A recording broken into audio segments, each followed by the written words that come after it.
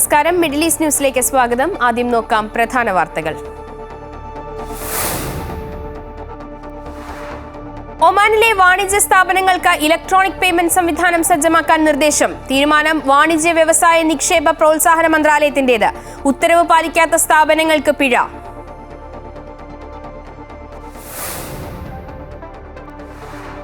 ശിശുക്ഷേമ സമിതിയിൽ വീണ്ടും ശിശുമരണം. 5.5 മാസം പ്രായമുള്ള കുഞ്ഞു മരിച്ചത് ന്യൂമോണിയ ബാധയെ തുടർന്ന്. 1 മാസത്തിനിടെ രണ്ടാമത്തെ ശിശുമരണം. 2 കുഞ്ഞുങ്ങൾ ആശുപത്രിയിൽ.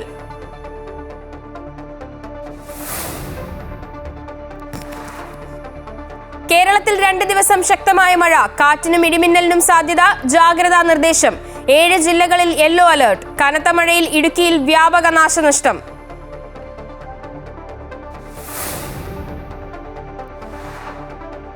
ബി.ജെ.പി. സംസ്ഥാന അധ്യക്ഷനെ തീരുമാനിക്കാൻ കോർ കമ്മിറ്റി യോഗം നാളെ. മത്സരിക്കാനില്ലെന്ന് വി. മുരളീധരൻ. സവർക്കറെ അധിക്ഷേപിച്ചുള്ള എസ്.എഫ്.ഐ. ബാനറിനെതിരെ ഗവർണർ രാജേന്ദ്ര അർലേക്കർ. സവർക്കർ രാജ്യത്തിന്റെ ശത്രുവല്ലെന്നും ത്യാഗം ചെയ്ത വ്യക്തിയെന്നും ഗവർണർ. IPL 18ാം സീസണിന് പ്രൗഢഗംഭീര തുടക്കം. കൊൽക്കത്ത ഈഡൻ ഗാർഡൻസിലെ ഉദ്ഘാടന ചടങ്ങിൽ പങ്കെടുത്ത ഷാരൂഖ് ഖാൻ, ശ്രേയ ഘോഷാൽ ഉൾപ്പെടെയുള്ള താരങ്ങൾ.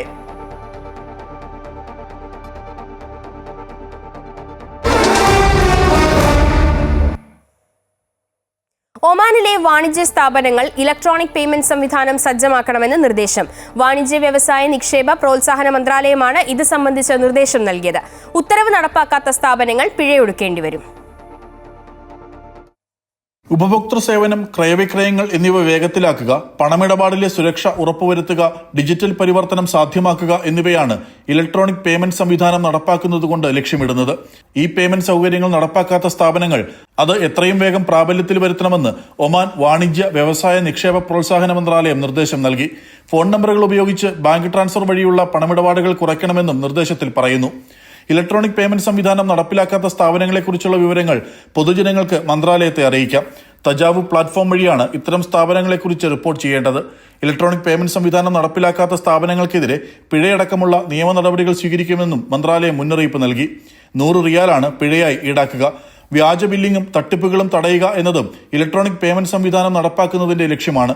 ഭക്ഷ്യസാധനങ്ങൾ വിൽക്കുന്ന കടകൾ, സ്വർണം വെള്ളി ആഭരണശാലകൾ, റെസ്റ്റോറന്റുകൾ, കഫേകൾ, പഴം പച്ചക്കറി വിൽപ്പന സ്ഥാപനങ്ങൾ, മാളുകൾ, പുകയില വിൽപ്പനശാലകൾ, ഇലക്ട്രോണിക്സ്, ബിൽഡിംഗ് മെറ്റീരിയലുകൾ എന്നിവ വിൽക്കുന്ന സ്ഥാപനങ്ങൾ, ഇൻഡസ്ട്രിയൽ ഏരിയകളിലും ഗിഫ്റ്റ് മാർക്കറ്റുകളിലുമുള്ള സ്ഥാപനങ്ങൾ എന്നിവയ്ക്കാണ് ഈ പേയ്മെന്റ് സംവിധാനം സജ്ജമാക്കണമെന്ന് നിർദ്ദേശം നൽകിയത്. Amrita news, Middle East. വീട്ടുജോലിക്കാരെ നിയമിക്കുന്നത് അംഗീകൃത ഏജൻസികൾ വഴി തന്നെ വേണമെന്ന് UAE മാനവശേഷി സ്വദേശിവൽക്കരണ മന്ത്രാലയത്തിന്റെ നിർദ്ദേശം. നിയമം ലംഘിച്ച് വീട്ടുജോലിക്കാർക്ക് വിസ നൽകാൻ ലക്ഷ്യമിട്ട് ജോലി നൽകുന്നത് കനത്ത പിഴയും തടവ് ശിക്ഷയും ലഭിക്കാവുന്ന കുറ്റകൃത്യമാണെന്ന് മന്ത്രാലയം ഓർമ്മിപ്പിക്കുന്നു. ഇത്തരത്തിൽ നിയമനം നടത്തിയാൽ 2 ലക്ഷം മുതൽ 10 ലക്ഷം ദിർഹം വരെ പിഴയും 1 വർഷം വരെ തടവുമാണ് ശിക്ഷ. രേഖകളില്ലാത്ത ഗാർഹിക തൊഴിലാളികളെ നിയമിക്കുന്നതോ നിയമപരമായ സ്ഥിരീകരണം കൂടാതെ മറ്റിടങ്ങളിൽ ജോലി ചെയ്യാൻ അനുവദിക്കുന്നതോ ഗുരുതരമായ നിയമലംഘനമാണെന്നും അത് തൊഴിലുടമകൾക്കും അവരുടെ കുടുംബങ്ങൾക്കും ആരോഗ്യപരവും സാമൂഹികവുമായ അപകടങ്ങൾ സൃഷ്ടിക്കുമെന്നും മന്ത്രാലയം മുന്നറിയിപ്പ് നൽകി. ലൈസൻസ് ഉള്ള റിക്രൂട്ടിംഗ് ഏജൻസികളെ മന്ത്രാലയത്തിന്റെ വെബ്സൈറ്റ് വഴിയോ സമൂഹമാധ്യമ പേജുകൾ വഴിയോ കണ്ടെത്താൻ സാധിക്കും. കുവൈറ്റിലെ ജഹറയ്ക്കടുത്ത് വാഹനത്തിനിടയിൽപ്പെട്ട് പ്രവാസി ജീവനക്കാരൻ മരണപ്പെട്ട സംഭവത്തിൽ സ്വദേശി പൗരൻ പിടിയിൽ. മുത്തല പ്രദേശത്തെ മൊബൈൽ പലചരക്ക് കടയിൽ നിന്നും സാധനങ്ങൾ വാങ്ങി പണം നൽകാതെ വാഹനത്തിൽ കടന്നുകളയാനുള്ള ശ്രമം ചെറുക്കുന്നതിനിടയിലായിരുന്നു അപകടം. ക്രിമിനൽ സെക്യൂരിറ്റി വിഭാഗം നടത്തിയ അന്വേഷണത്തിലാണ് ഒരാഴ്ചയ്ക്കകം തന്നെ പ്രതിയെ പിടികൂടിയത്. ഇയാൾ പലചരക്ക് കടകൾ കേന്ദ്രീകരിച്ച് സമാനമായ നിരവധി കുറ്റകൃത്യങ്ങൾ മുമ്പും നടത്തിയിരുന്നതായും അന്വേഷണത്തിൽ കണ്ടെത്തി. നിരവധി തൊഴിലാളികൾക്ക് പരിക്കേറ്റിരുന്നു. ഈ മാസം 14-ന് ജഹറ ഗവർണറേറ്റിലെ അൽ മുത്ല പ്രദേശത്തായിരുന്നു സംഭവം. പ്രതിയെ തടയുന്നതിനായി വാഹനത്തിൽ തൂങ്ങിപ്പിടിക്കുകയായിരുന്നു പ്രവാസി. മരണപ്പെട്ട പ്രവാസി ഏത് രാജ്യക്കാരനാണെന്ന വിവരം അധികൃതർ ഇനിയും വ്യക്തമാക്കിയിട്ടില്ല. കുവൈറ്റിലെ മുതിർന്നവരിലെ പൊണ്ണത്തടിയുടെ നിരക്ക് 43%-ലെത്തിയെന്ന് കുവൈറ്റ് ഒബിസിറ്റി അസോസിയേഷന്റെ എൻഡോക്രൈനോളജി തലവൻ ഡോക്ടർ അസ്രാർ അൽ സയ്യിദ് ഹാഷിം. കുട്ടികളിൽ ഇത് 25%. കുവൈറ്റ് ഒബിസിറ്റി അസോസിയേഷൻ സംഘടിപ്പിച്ച ബോധവൽക്കരണ പരിപാടിയുടെ ഭാഗമായി സംസാരിക്കുകയായിരുന്നു അദ്ദേഹം. പൊണ്ണത്തടിയെക്കുറിച്ചും ആരോഗ്യകരമായ ജീവിതശൈലി സ്വീകരിക്കേണ്ടതിന്റെ ആവശ്യകതയെക്കുറിച്ചും ഫലപ്രദമായ ചികിത്സാ പദ്ധതി ആസൂത്രണം ചെയ്യുന്നതിന് വിദഗ്ധരെ സമീപിക്കേണ്ടതിന്റെ പ്രാധാന്യത്തെക്കുറിച്ചും അവബോധം നൽകുകയാണ് പരിപാടിയുടെ ലക്ഷ്യമെന്ന് ഡോക്ടർ അസ്രാർ അൽ സയ്യിദ് സെയ്ദ് ഹാഷിം പറഞ്ഞു. അവന്യൂസ് മാളിൽ നടന്ന പരിപാടിയിൽ എൻഡോക്രൈനോളജിസ്റ്റുകൾ, പ്രമേഹ കൺസൾട്ടൻസ്, പൊന്നത്തടി ചികിത്സാ ഡോക്ടർമാർ, സർജൻമാർ, ചികിത്സാ ന്യൂട്രീഷനിസ്റ്റുകൾ തുടങ്ങി തെരഞ്ഞെടുക്കപ്പെട്ട ഒരു കൂട്ടം ഡോക്ടർമാരും ചികിത്സാ വിദഗ്ധരും പങ്കെടുത്തു. സൗദി അറേബ്യയിൽ പെരുന്നാളിനെ വരവേൽക്കാൻ രാജ്യവും ജനങ്ങളും ആഹ്ലാദത്തോടെ കാത്തിരിക്കുമ്പോൾ മക്ക, തായിഫ്, ജിദ്ദ തുടങ്ങിയ പ്രവിശ്യകളിലെ വിശ്വാസികൾക്ക് പെരുന്നാളിന്റെ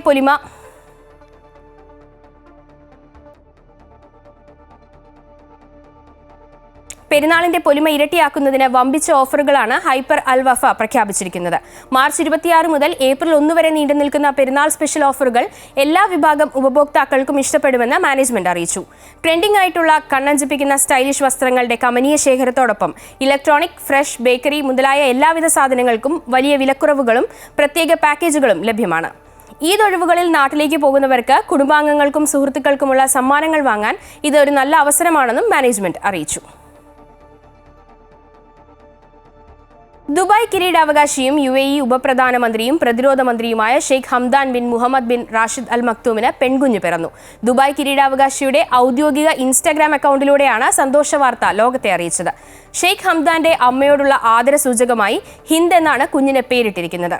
ദുബായ് കിരീടാവകാശിയുടെ 4ാമത്തെ കുട്ടിയാണ് Hind bin Hamdan bin Mohammed Al Maktoum.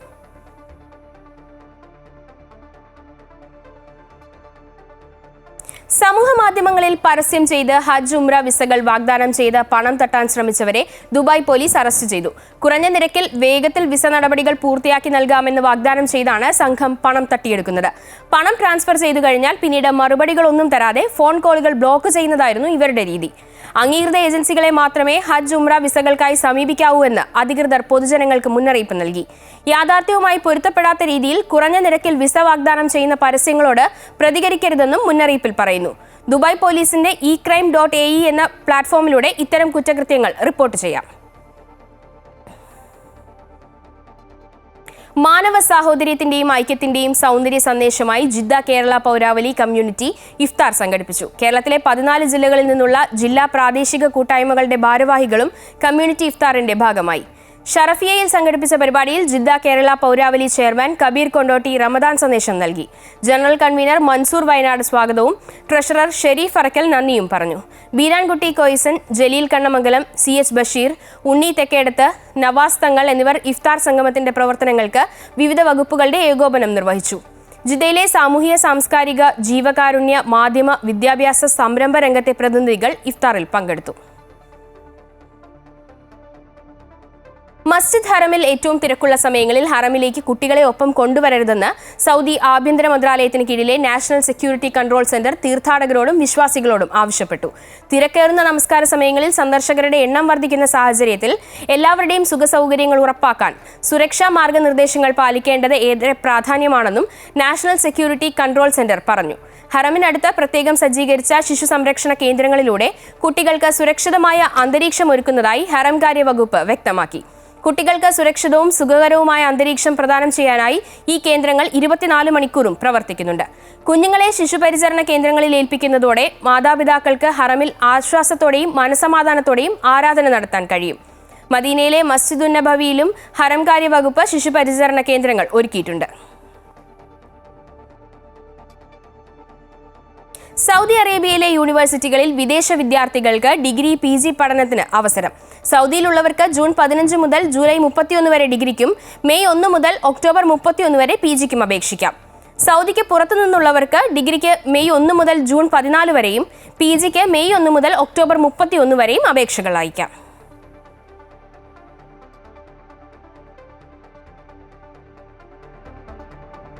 വിശുദ്ധ റംസാൻ മാസാഘോഷത്തിന്റെ ഭാഗമായി കുവൈറ്റിലെ ഇന്ത്യൻ എംബസി ഗബ്ക സംഘടിപ്പിച്ചു. ഔദ്യോഗിക വസതിയായ ഇന്ത്യ ഹൌസിലെ ഗാർഡനിലായിരുന്നു സ്ഥാനപതി ഡോക്ടർ ആദർശ് സ്വൈക്ക ഗബ്ക ഒരുക്കിയത്. എണ്ണ വകുപ്പ് മന്ത്രി, Farwaniya governor Sheikh Athbi Nasser Al Athbi Al Sabah, പ്രതിരോധ മന്ത്രാലയം അണ്ടർ സെക്രട്ടറി, വാർത്താവിതരണ മന്ത്രാലയം അണ്ടർ സെക്രട്ടറി, വിവിധ രാജ്യങ്ങളിലെ സ്ഥാനപതിമാർ, നയതന്ത്ര പ്രതിനിധികൾ, ഇന്ത്യൻ കമ്മ്യൂണിറ്റി നേതാക്കൾ എന്നിവർ പങ്കെടുത്തു.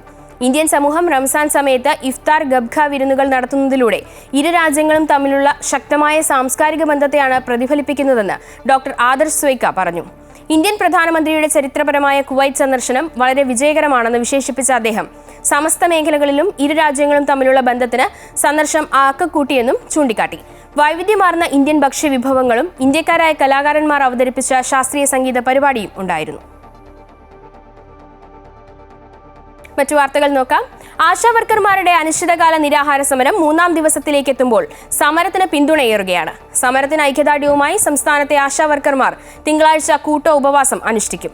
സമരത്തിന് പിന്തുണയുമായി കോൺഗ്രസ് നേതാക്കളായ കെ മുരളീധരനും സുധീരനും സമരവേദിയിലെത്തി.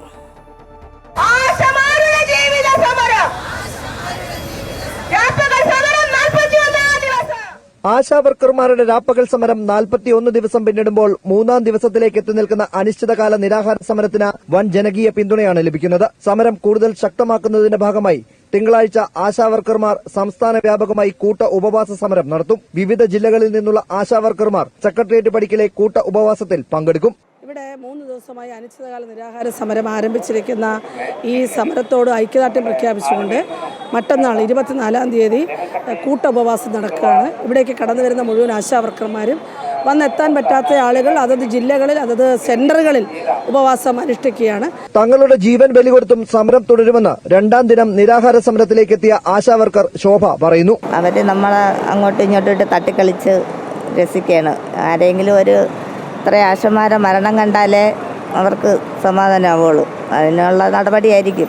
ഭീഷണി കൊണ്ടും പ്രലോഭനം കൊണ്ടും അടിച്ചമർത്താൻ കഴിയാത്ത സമരമാണ് ആശാവർക്കർമാരുടേതെന്നും മുഖ്യമന്ത്രി പിണറായി വിജയൻ മുട്ടുകുത്താൻ പോകുന്ന സമരമായിരിക്കും ഇതെന്നും മുതിർന്ന കോൺഗ്രസ് നേതാവ് കെ മുരളീധരൻ പറഞ്ഞു. ഭീഷണി കൊണ്ടും പ്രലോഭനങ്ങൾ കൊണ്ടും അടിച്ചമർത്താമെന്ന് പിണറായി കരുതണ്ട. പിണറായി വിജയൻ മുട്ടുമടക്കുന്ന ഒരു സമരമായിരിക്കും ആശാവർക്കർമാരുടെ സമരം. നിരാഹാര സമരത്തിന് പിന്തുണയുമായി കോൺഗ്രസ് നേതാവ് VM സുധീരനും സമരപന്തലിലേക്ക് എത്തി. നിരാഹാര സമരത്തിന് പിന്തുണയുമായി കാസർഗോഡ് നിന്നുള്ള ആശാവർക്കർമാരുടെ സംഘവും സമരപന്തലിൽ എത്തി. നിരാഹാര സത്യാഗ്രഹಕ್ಕೆ അഭിനന്ദനಗಳು. നിരാഹാര സത്യാഗ്രഹಕ್ಕೆ അഭിനന്ദനಗಳು. ആശാ സമര പോരാട്ടക്കാർക്ക് അഭിനന്ദനಗಳು. ആശാ സമര പോരാട്ടക്കാർക്ക്.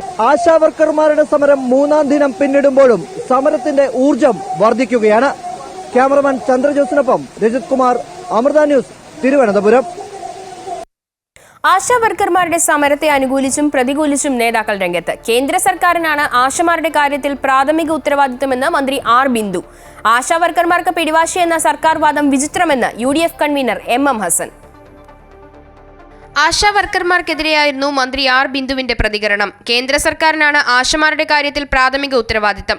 കേന്ദ്രമന്ത്രി സമരപ്പന്തലിലെത്തിയപ്പോൾ അവർ പാട്ടുപാടുകയായിരുന്നു. കേന്ദ്രത്തോട് അവരുടെ അവകാശങ്ങളെക്കുറിച്ച് പറയാൻ നട്ടെല്ലു വേണം. അല്ലാതെ കേന്ദ്രമന്ത്രി എത്തിയപ്പോൾ മന്ത്രിയുടെ കൂടെ പാട്ടുപാടി ഡാൻസ് ചെയ്യുകയല്ല വേണ്ടതെന്നും മന്ത്രി പ്രതികരിച്ചു. അതെ, അവര് കേന്ദ്രമന്ത്രി അവരുടെ സമരപ്പന്തലിൽ സന്ദർശിച്ചപ്പോൾ മണിമുറ്റത്താവണി പന്തൽ എന്നാണല്ലോ അവർ പാടിയത്. അവിടെ അവർക്ക് എന്താ ഈ അവകാശങ്ങളെ കുറിച്ച് സംസാരിക്കാൻ പറ്റിയില്ലേ? കേന്ദ്ര ഗവൺമെന്റിന്റെ പദ്ധതിയിൽ അണിനിരക്കുന്ന അവർക്ക് കേന്ദ്ര ഗവൺമെന്റിനോട് പറയാനൊന്നുമില്ല. ആശാവർക്കർമാർക്ക് പിടിവാശി എന്ന സർക്കാർ വാദം വിചിത്രമാണെന്നായിരുന്നു UDF കൺവീനർ MM ഹസന്റെ പ്രതികരണം. കരിങ്കാലിപ്പണി നടത്തുന്ന പാർട്ടിയുടെ സെക്രട്ടറിയാണ് MV ഗോവിന്ദൻ. സംസ്ഥാന സർക്കാർ ഇൻസെന്റീവ് കൂട്ടിയാൽ കേന്ദ്രത്തിനെതിരെ സമരം ചെയ്യാൻ സർക്കാരിനൊപ്പം UDFും ഉണ്ടാകുമെന്നും ഹസൻ പറഞ്ഞു. ഇവിടെ നമ്മൾ ഓണറേറിയം വർദ്ധിപ്പിക്കാൻ സംസ്ഥാന ഗവൺമെന്റ് തീരുമാനിക്കുന്ന അന്ന് ഇൻസെന്റീവ് വർദ്ധിപ്പിക്കാൻ വേണ്ടി കേന്ദ്ര ഗവൺമെന്റിൽ മുഖ്യമന്ത്രിയോടും വകുപ്പ് മന്ത്രിയോടും ഗവൺമെന്റിനോടൊപ്പം കേന്ദ്രത്തിൽ പോയി നിവേദനം നടത്താൻ UDF തയ്യാറാണ്. ആശാവർക്കർമാരുടെ ആവശ്യങ്ങളിൽ സർക്കാർ കള്ളക്കളി കളിക്കുന്നുവെന്ന് രമേശ് ചെന്നിത്തല പറഞ്ഞു. മുഖ്യമന്ത്രി ചർച്ചയ്ക്ക് തയ്യാറാകണം. ഓണറേറിയം കേന്ദ്രവും സംസ്ഥാനവും കൂട്ടണം. കേരളം ആദ്യം ഓണറേറിയം കൂട്ടി മാതൃകയാകണമെന്നും ചെന്നിത്തല ആവശ്യപ്പെട്ടു. ഗവൺമെന്റ് കള്ളക്കളി നടത്തുകയാണ്. ഏതായാലും ഈ സമരത്തെ ഒറ്റപ്പെടുത്താനും തകർക്കാനുമുള്ള നീക്കം ഞങ്ങൾ അനുവദിക്കില്ല. ആശാവർക്കർമാരെ കണ്ടത് ആത്മാർത്ഥതയോടെയാണെന്നായിരുന്നു കേന്ദ്രമന്ത്രി സുരേഷ് ഗോപിയുടെ പ്രതികരണം. പറയാനുള്ളത് JP നദ്ദ പാർലമെന്റിൽ പറഞ്ഞിട്ടുണ്ട്. ആശാവർക്കർമാരുടെ സമരം പരിഹരിക്കലല്ല, അവരുടെ ജീവിതം നേരെയാവുകയാണ് വേണ്ടതെന്നും സുരേഷ് ഗോപി പറഞ്ഞു. പറയാനുള്ളത് JP നദ്ദ പാർലമെന്റിൽ പറഞ്ഞല്ല, ആ പറഞ്ഞത് തന്നെയാണ്. സമരം പരിഹരിക്കല്ല, അവരുടെ ജീവിതം നേരെയാവണം. വിവിധ ബ്യൂറോകളുടെ സഹായത്തോടെ ന്യൂസ് ഡെസ്ക്, അമൃത TV. സംസ്ഥാനത്ത് ഇന്നും നാളെയും ശക്തമായ കാറ്റിനും ഇടിമിന്നലോടുകൂടിയ മഴയ്ക്കും സാധ്യതയെന്ന് കേന്ദ്ര കാലാവസ്ഥാ വകുപ്പിന്റെ മുന്നറിയിപ്പ്. ഇടിമിന്നലിന് സാധ്യതയുള്ളതിനാൽ ജാഗ്രത പാലിക്കണം. 7 ജില്ലകളിൽ ഇന്ന് യെല്ലോ അലർട്ട് പ്രഖ്യാപിച്ചു. വേനൽ ചൂടിൽ ആശ്വാസമായി സംസ്ഥാനത്ത് മഴ തുടരുന്നു. തിരുവനന്തപുരം, പത്തനംതിട്ട, എറണാകുളം, തൃശൂർ, പാലക്കാട്, മലപ്പുറം, വയനാട് എന്നീ ജില്ലകളിൽ യെല്ലോ അലർട്ട് പ്രഖ്യാപിച്ചിട്ടുണ്ട്. നാളെ മലപ്പുറം, വയനാട് ജില്ലകളിൽ യെല്ലോ അലർട്ടാണ്. ശക്തമായ മഴ ഉണ്ടാകുമെന്നാണ് പ്രവചനം. വരും ദിവസങ്ങളിൽ എല്ലാ ജില്ലകളിലും ശക്തമായ ഇടിമിന്നലിനും കാറ്റോട് കൂടിയ മഴയ്ക്കും സാധ്യതയുണ്ട്. ഇടിമിന്നലിന് സാധ്യതയുള്ളതിനാൽ ജാഗ്രത പാലിക്കണമെന്നും കാലാവസ്ഥാ വകുപ്പ് മുന്നറിയിപ്പ് നൽകി. വരും മണിക്കൂറുകളിൽ മധ്യതെക്കൻ കേരളത്തിലെ കൂടുതൽ പ്രദേശങ്ങളിലും വടക്കൻ കേരളത്തിൽ മലയോര മേഖലയിലും ശക്തമായ ഇടിമിന്നലോടുകൂടിയ മഴയ്ക്ക് സാധ്യത. മണിക്കൂറിൽ 41 മുതൽ 61 കിലോമീറ്റർ വരെ വേഗതയിൽ വീശുന്ന കാറ്റിനും സാധ്യതയുണ്ട്. അമൃത ന്യൂസ്, തിരുവനന്തപുരം. ഇടുക്കി തൊടുപുഴ സ്വദേശി ബിജു ജോസഫിന്റെ കൊലപാതകം നാളുകളായി നടത്തിയ ആസൂത്രണത്തിന് ശേഷമെന്ന് ജില്ലാ പോലീസ് മേധാവി വിഷ്ണു പ്രദീപ്. ഗോഡൌണിലെ മാൻഹോളിൽ നടത്തിയ തിരച്ചിലിലാണ് ബിജുവിന്റെ മൃതദേഹം കണ്ടെത്തിയത്. വ്യാഴാഴ്ച പുലർച്ചെ വീട്ടിൽ നിന്നിറങ്ങിയ തൊടുപുഴ ചുങ്കം സ്വദേശി ബിജുവിനെ കാണാതാകുകയായിരുന്നു. തുടർന്ന് ബിജുവിനെ കാണാനില്ലെന്ന് ബന്ധുക്കൾ തൊടുപുഴ പോലീസിൽ പരാതി നൽകി. പോലീസ് അന്വേഷണം പുരോഗമിക്കുന്നതിനിടെ ബിജുവിന്റെ കാറ്ററിംഗ് ബിസിനസ് പങ്കാളിയടക്കം 3 പേർ കസ്റ്റഡിയിലായി. ഇവരിൽ നിന്നും ലഭിച്ച വിവരത്തിന്റെ അടിസ്ഥാനത്തിലാണ് കലയന്തായനിയിലുള്ള ഗോഡൌണിലെ മാൻഹോളിൽ മൃതദേഹം കണ്ടെത്തിയത്. ഭക്ഷണാവശിഷ്ടങ്ങൾ തള്ളുന്ന മാലിന്യ സംസ്കരണ കുഴിയിലേക്ക് പോകുന്ന മാൻഹോളിലായിരുന്നു മൃതദേഹം. മൃതദേഹത്തിന് മുകളിൽ മാലിന്യങ്ങൾ തള്ളിയ നിലയിലായിരുന്നു. നാളുകളായി നടത്തിയ ആസൂത്രണത്തിന് ശേഷമാണ് പ്രതികൾ കൊലപാതകം നടത്തിയതെന്ന് ഇടുക്കി ജില്ലാ പോലീസ് മേധാവി വിഷ്ണു പ്രദീപ് പറഞ്ഞു. മുൻപ് 2 തവണ കൊലപ്പെടുത്താൻ ശ്രമിച്ചതായും സൂചനയുണ്ട്. മുഖ്യപ്രതി ജോമോനെ എറണാകുളത്ത് നിന്നാണ് പിടികൂടിയത്. കൊട്ടേഷൻ സംഘത്തിന് ഗൂഗിൾ പേ വഴി പണം നൽകിയതായി കണ്ടെത്തിയെന്നും അദ്ദേഹം പറഞ്ഞു. അന്വേഷണം നടന്നു വരുന്നുണ്ട്. ഒരാൾ ഓൾറെഡി ഒരു കാപ്പ 15 പ്രകാരം ജയിലിലാണ്. അയാളെ കൂടെ ഫോർമലായിട്ട് അറസ്റ്റ് ചെയ്തിട്ട് ഫർദർ ആക്ഷൻ സ്വീകരിച്ചു വരും. എറണാകുളത്ത് നിന്ന് കാപ്പ ചുമത്തി പുറത്താക്കപ്പെട്ട പ്രതിയിൽ നിന്ന് കിട്ടിയ വിവരത്തിന്റെ അടിസ്ഥാനത്തിലാണ് ബിജു ജോസഫിന്റെ കൊലപാതകവുമായി ബന്ധപ്പെട്ട കൂടുതൽ തെളിവുകൾ ലഭിച്ചത്. പണമിടപാടുമായി ബന്ധപ്പെട്ട തർക്കമാണ് കൊലപാതകത്തിലേക്ക് എത്തിയത്. അമൃത ന്യൂസ്, ഇടുക്കി. മൈസൂരുവിലെ നാട്ടുവൈദ്യൻ ഷാബാസ് ഷെരീഫ് വധക്കേസിൽ 1-ാം പ്രതി ഷൈബിൻ അഷ്റഫിന് 13 വർഷവും 9 മാസവും തടവ് ശിക്ഷ. 2-ാം പ്രതി ഷിഹാബുദ്ദീന് 8 വർഷവും 9 മാസവും 6-ാം പ്രതി നിഷാദിന് 5 വർഷവും 9 മാസവുമാണ് തടവ് ശിക്ഷ. കൂടാതെ പ്രതികൾ പിഴയും നൽകണം. മഞ്ചേരി അഡീഷണൽ സെഷൻസ് കോടതി ജഡ്ജ് എം തുഷാറാണ് ശിക്ഷ വിധിച്ചത്. 1-ാം പ്രതി ഷൈബിൻ അഷ്റഫിന് മനഃപൂർവ്വമല്ലാത്ത നരഹത്യയ്ക്ക് 8 വർഷവും ഗൂഢാലോചന, തടവിൽ പാർപ്പിക്കൽ, തെളിവ് നശിപ്പിക്കൽ എന്നിവയ്ക്ക് 5 വർഷവും 9 മാസവും തടവാണ് ശിക്ഷ. ആകെ 13 വർഷവും 9 മാസവും തടവ് ശിക്ഷ അനുഭവിക്കണം. കൂടാതെ 2,45,000 രൂപ പിഴയും ഒടുക്കണം. 2-ാം പ്രതി ഷിഹാബുദ്ദീൻ 8 വർഷവും 9 മാസവും തടവും 60,000 രൂപ പിഴയും നൽകണം. 6-ാം പ്രതി നിഷാദ് 5 വർഷവും 9 മാസവും തടവും 30,000 രൂപ പിഴയും നൽകണം. വിധി പരിശോധിച്ച ശേഷം അപ്പീൽ നൽകുന്ന കാര്യം പരിഗണിക്കുമെന്ന് പ്രോസിക്യൂട്ടർ EM കൃഷ്ണൻ നമ്പൂതിരി പറഞ്ഞു.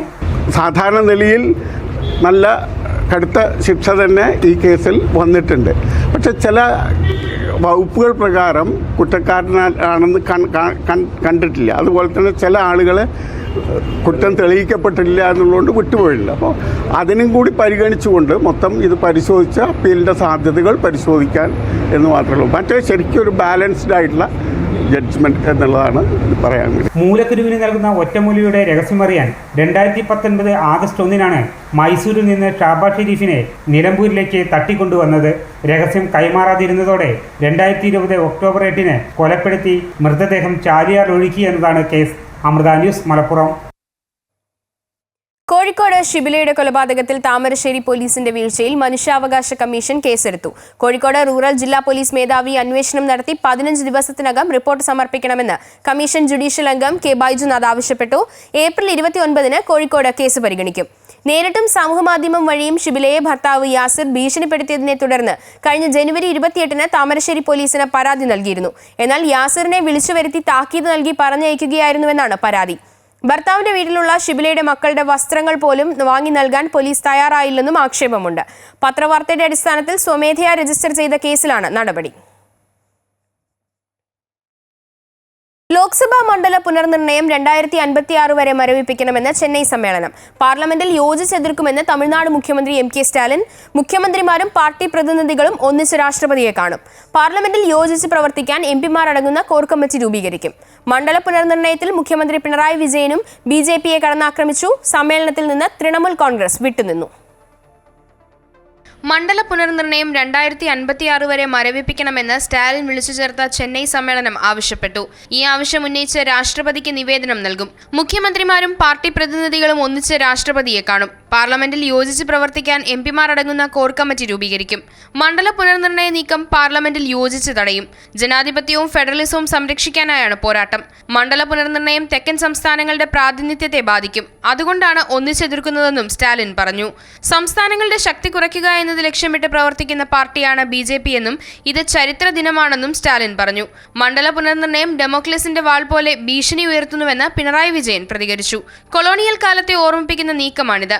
വ്യത്യസ്ത ശബ്ദങ്ങളെ നിശബ്ദമാക്കാനുള്ള BJPയുടെ ശ്രമമാണിത്. കേന്ദ്ര സർക്കാർ ചരിത്രത്തിൽ നിന്ന് പഠിക്കണം. ഫെഡറലിസം രാജ്യത്തിന്റെ അടിസ്ഥാനശിലയാണ്. വൈവിധ്യങ്ങളെ ഉൾക്കൊള്ളാത്ത മണ്ഡല പുനർനിർണയം നീതിപൂർവമാകില്ല.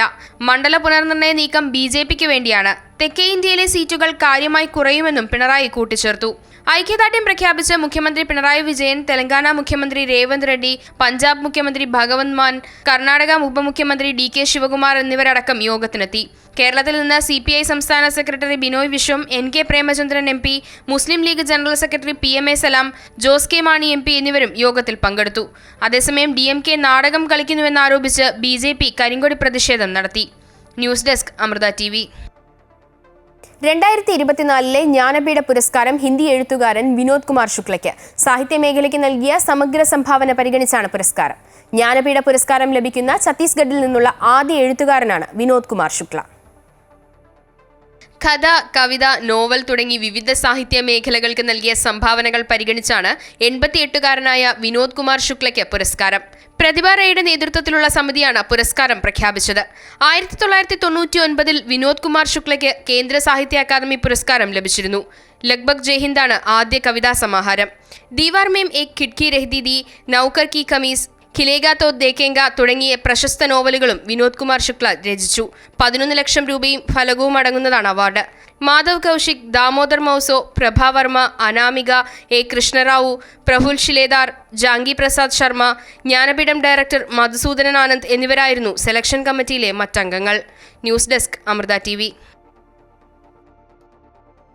BJP സംസ്ഥാന അധ്യക്ഷ സ്ഥാനത്തേക്ക് തെരഞ്ഞെടുപ്പ് വിജ്ഞാപനമായി. നാളെ രാവിലെ കോർ കമ്മിറ്റി യോഗം ചേരും.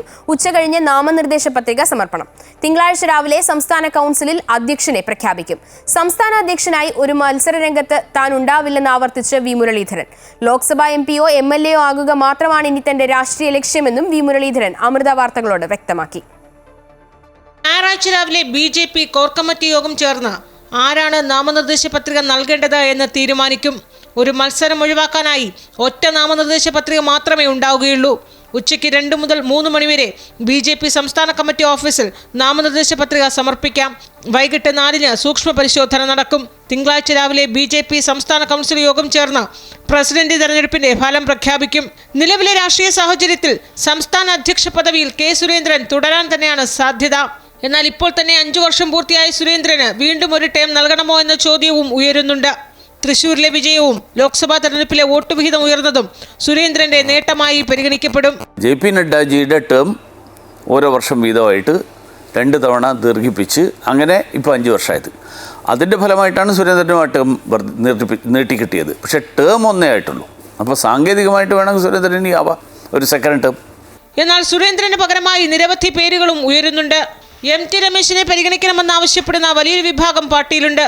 വനിതാ അധ്യക്ഷ വേണമെന്ന് താല്പര്യപ്പെടുന്നവർ ശോഭാ സുരേന്ദ്രന്റെ പേരാണ് ഉയർത്തിക്കാട്ടുന്നത്. BJPയുടെ പ്രവർത്തകരുടെ ഇടയിൽ ശോഭാ സുരേന്ദ്രൻ അറിയപ്പെടുന്ന ഒരു നേതാവ് തന്നെയാണ്. എത്രയോ വർഷങ്ങളായിട്ട് പ്രവർത്തിക്കുന്ന ഒരാളാണ്.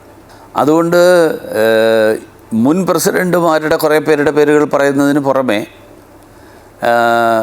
ശോഭാ സുരേന്ദ്രന്റെ പേര് പറയുന്നുണ്ട്, MT രമേശിന്റെ പേര് പറയുന്നുണ്ട്. മുൻ കേന്ദ്രമന്ത്രി എന്ന നിലയിൽ ദേശീയ നേതൃത്വത്തിന്റെ താല്പര്യം കണക്കിലെടുത്ത് രാജീവ് ചന്ദ്രശേഖരന്റെ പേരും സജീവമായി കേൾക്കുന്നു. മറ്റൊരു മുൻ കേന്ദ്രമന്ത്രിയായ വി മുരളീധരന്റെ പേര് വീണ്ടും അധ്യക്ഷ സ്ഥാനത്തേക്ക് പറഞ്ഞു കേൾക്കുന്നുണ്ടെങ്കിലും തന്റെ നിലപാട് അദ്ദേഹം വ്യക്തമാക്കുന്നു. ഒരാളുമായിട്ട് ഞാൻ മത്സരിക്കാനില്ല. ഞാൻ സംസ്ഥാന അധ്യക്ഷ സ്ഥാനത്തേക്ക് മത്സരത്തിനേ ഇല്ല. എനിക്ക് താല്പര്യമുള്ള ഒരൊറ്റ പദവിയേ ഉള്ളൂ. കേരളത്തിൽ നിന്ന് MLA ആവുക, MP ആവുക. കേന്ദ്രമന്ത്രി പ്രഹ്ലാദ് ജോഷിക്കാണ് കേരളത്തിലെ സംഘടനാ തെരഞ്ഞെടുപ്പിന്റെ ചുമതല. അമൃത ന്യൂസ്, തിരുവനന്തപുരം. കാലിക്കറ്റ് സർവകലാശാലയിൽ VD സവർക്കറെ അധിക്ഷേപിച്ചുള്ള SFI ബാനറിനെതിരെ രൂക്ഷമായി വിമർശിച്ച് ഗവർണർ രാജേന്ദ്ര വിശ്വനാഥ് അർലേക്കർ. സവർക്കർ രാജ്യത്തിനു വേണ്ടി ത്യാഗം അനുഭവിച്ചയാളാണ്. അദ്ദേഹം എന്നു മുതലാണ് രാജ്യത്തിന് ശത്രുവായതെന്നും ഗവർണർ ചോദിച്ചു. സവർക്കർ ചെയ്ത കാര്യങ്ങൾ ശരിയായി പഠിച്ചാൽ കാര്യങ്ങൾ മനസ്സിലാവുമെന്നും അദ്ദേഹം പറഞ്ഞു. സർവകലാശാലയുടെ ലഹരി വിരുദ്ധ ക്യാമ്പസ് ക്യാമ്പയിനിന്റെ പ്രചരണത്തിനാണ് സർവകലാശാല ചാൻസലർ കൂടിയായ ഗവർണർ ക്യാമ്പസിലെത്തിയത്. ഞങ്ങൾക്ക് വേണ്ടത് ചാൻസലറെയാണ്, സവർക്കറെ അല്ല എന്നെഴുതിയ കാലിക്കറ്റ് സർവകലാശാല പരീക്ഷാ ഭവൻ പരിസരത്താണ് SFI ബാനർ ഉയർത്തിയിരുന്നത്. സംസ്ഥാന ശിശുക്ഷേമ സമിതിയിൽ രണ്ടാമതും ശിശുമരണം. രാവിലെ 5.5 മാസം പ്രായമുള്ള കുഞ്ഞു മരിച്ചു. മരണകാരണം ന്യൂമോണിയ എന്നാണ് പോസ്റ്റ്മോർട്ടം റിപ്പോർട്ട്. 1 മാസത്തിനിടെ ശിശുക്ഷേമ സമിതിയിൽ മരിക്കുന്ന രണ്ടാമത്തെ കുഞ്ഞാണിത്. ആദ്യത്തെ ശിശുമരണം അമൃത വാർത്തകളിലൂടെയാണ് പുറം ലോകം അറിഞ്ഞത്. കഴിഞ്ഞ മാസം 28-നാണ് 1.5 മാസം പ്രായമുണ്ടായിരുന്ന കുഞ്ഞ് ശ്വാസതടസ്സത്തെ തുടർന്ന് തൈക്കാട് സ്ത്രീകളുടെയും കുട്ടികളുടെയും ആശുപത്രിയിൽ മരണപ്പെട്ടത്. അന്ന് 20ഓളം കുട്ടികൾ ആശുപത്രിയിൽ ചികിത്സയിലായിരുന്നു. ഇപ്പോൾ 5.5 മാസം പ്രായമുള്ള കുഞ്ഞാണ് SAT ആശുപത്രിയിൽ മരിച്ചത്. ശ്വാസതടസ്സത്തെ തുടർന്ന് രാവിലെ ആശുപത്രിയിൽ പ്രവേശിപ്പിക്കുകയായിരുന്നു. എന്നാൽ ന്യൂമോണിയ ബാധയെന്നാണ് പോസ്റ്റ്മോർട്ടം റിപ്പോർട്ടിൽ പറയുന്നത്. വൈകിട്ടോടുകൂടി 2 കൈക്കുഞ്ഞുങ്ങളെ കൂടി ശിശുക്ഷേമ സമിതിയിൽ നിന്നും SAT ആശുപത്രിയിലേക്ക് കൊണ്ടുപോകുന്ന ദൃശ്യങ്ങളും അമൃത വാർത്തകൾക്ക് ലഭിച്ചു.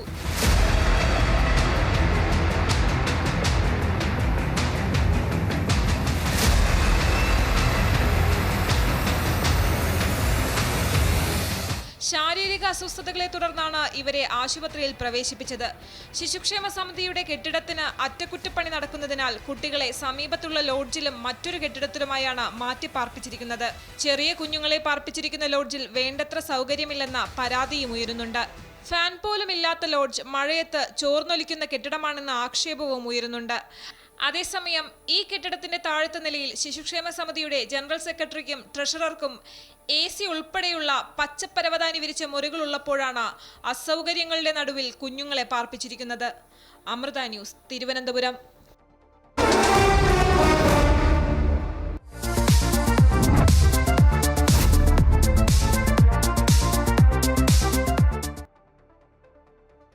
IPL 18-ാം സീസണിന് പ്രൗഢഗംഭീര തുടക്കം. ഷാരൂഖ് ഖാന്റെ നൃത്തച്ചുവടുകളും ശ്രേയ ഘോഷാലിന്റെ സംഗീതവും കൊൽക്കത്ത ഈഡൻ ഗാർഡൻസിനെ വർണ്ണാഭമാക്കി.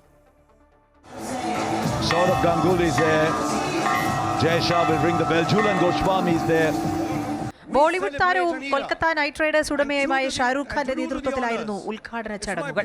അവതാരകനായും നൃത്തം ചെയ്തും ആരാധകരെ കിങ് ഖാൻ കയ്യിലെടുത്തു. മനോഹര ഗാനങ്ങളുമായി ശ്രേയ ഘോഷാൽ കാണികളെ ആവേശത്തിലാക്കി.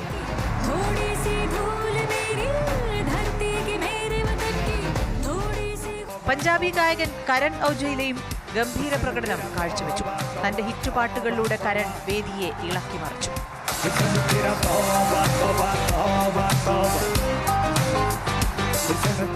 കിങ് ഖാനും കോഹ്ലിയും ഒരുമിച്ച് നൃത്തച്ചുവടുകൾ വെച്ചതും കൊൽക്കത്ത ഈഡൻ ഗാർഡൻസിൽ ആവേശത്തിരയിളക്കി.